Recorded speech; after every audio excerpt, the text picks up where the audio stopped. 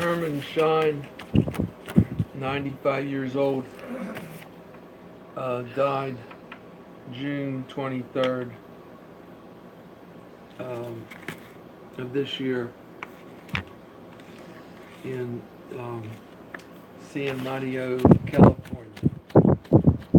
Kidney failure.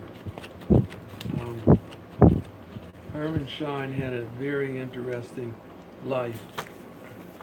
He's one of the few that escaped from the Auschwitz death camp.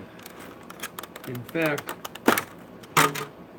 the Nazis at Auschwitz in that death camp killed 1.1 million people. They all died there. There were only 1.3 million in the camp the whole time it was in existence. So of the 1.3 million, 1.1 million people died or were killed. And then the story is that fewer than 200 escaped and lived. One was Herman Schein. He escaped. And he lived to be one of the last surviving escapees from Auschwitz. As we said in the beginning, he died June 23rd at 95 at his home in California. He had a very interesting life. He was born in 1922 in Berlin, and father, mother, and he had a couple sisters, couple brothers, just a normal family. And then his father had moved to Germany from Poland after World War I to work as a merchant, and in Berlin developed a work program for veterans who had been blinded. But then as a teenager in 1939, after Hitler invaded Poland, setting off World War II, Mr. Schein was taken to the Sachsenhausen concentration camp.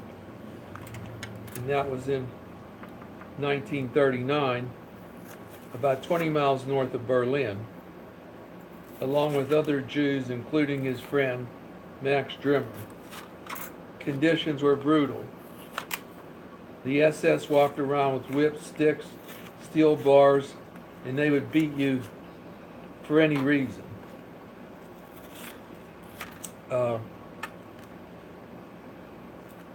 In 1942, we had a friend, and they packed,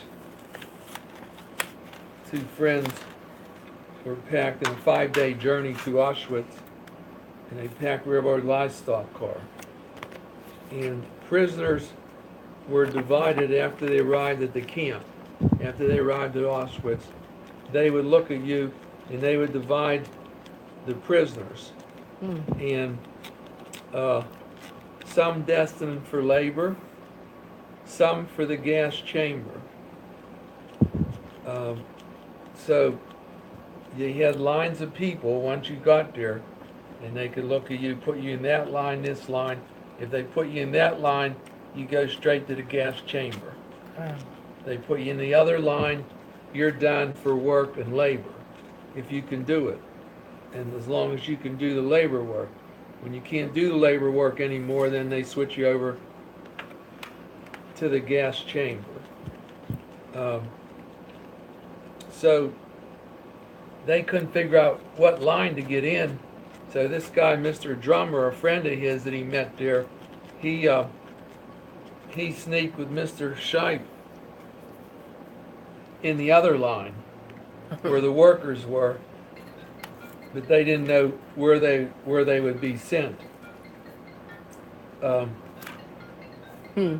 So they were in the line, they went on the train, and they ended up in Monowitz, a work camp that was also known as Auschwitz III.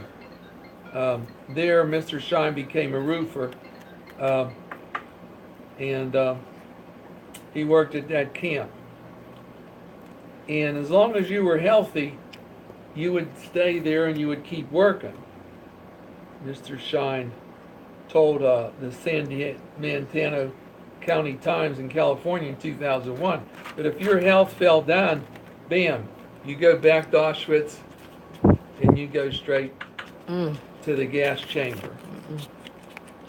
And while he was in that Camp Monowitz, he met a girl um, there. Her name was Marianne Schlesinger, who told him that um, she was forced to work for the Germans. She was not allowed to live with her family outside the camp because she was only half Jewish. And eventually, he ended up marrying this lady. When the war was over and he got out of camp, he went with her. In fact, he stayed to her house sometime, and they got married. And he brought her back to America. And she didn't know really that they kept the mass murders in Auschwitz secret. She didn't know that much about what was going on. You know, a lot of rumors were flying. And another guy he met there was a guy named Wrona Ruana, and so it was Ruana and this guy Drimmer, and him, and the three of them were pretty good friends. And naturally, as the war was coming to an end, they were figuring out how to get out of that camp, because the word on the street was when they were winding up the camp, whoever was left they were going to kill or put them in the gas chamber. So naturally, this was something that they were trying to figure out. How do you get out of this camp? We know the war is coming to an end. We know they don't want us. They don't need any laborers anymore, and they're going to kill us. So this guy, Ron said, I can figure out how to get us out. Don't worry. He wasn't Jewish. I don't know why he was in the camp, but he was there, so he was trying to hide them. He had a place that was off camp. He was out of the camp. He was trying to hide them, and then he brought them some civilian clothes.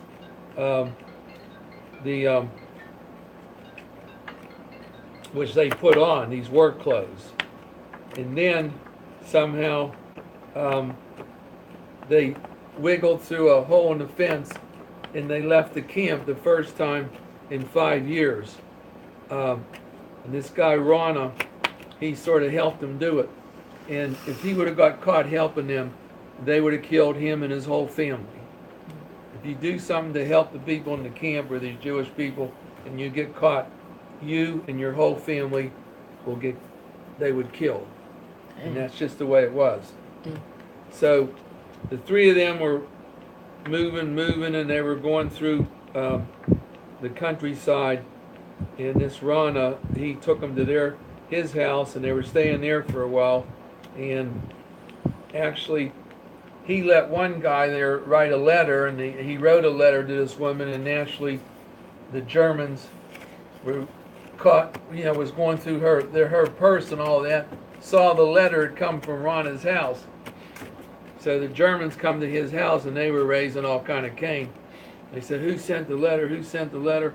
And he had them hidden in the attic of his house, and somehow they made it, and the Germans didn't discover that they were in the attic. So then they knew eventually they had to leave, because if the Germans came once, they'd probably come back to that house. So he remembered where the Schlesinger's house was, the girl he met when he first come into the camp that he ended up marrying. So they went and looked for her house, and they found it. They found her house, and they went to her house, and they stayed there for a while at her house. She lived in Gleiwitz with her family. And then after that, a German guy said they could stay at his house, and they stayed there a little while until right after 1945, when Germany was defeated and the war was over. So the next year he married this woman Schlesinger as soon as the war was over, and he brought her to the United States and settled near San Francisco. And he also brought Mr. Drummer, and Drummer got married too to a woman when they met over there. So they both came to San Francisco, and this guy Shine was always talking to newspapers and writing newspapers, told them about what happened to him, how it happened, because he said, we want our story to be told to so many people as possible. Then this guy Wona, they didn't see him again once they got over to the United States, but everything went along well once they got back to the United States, except the Shine died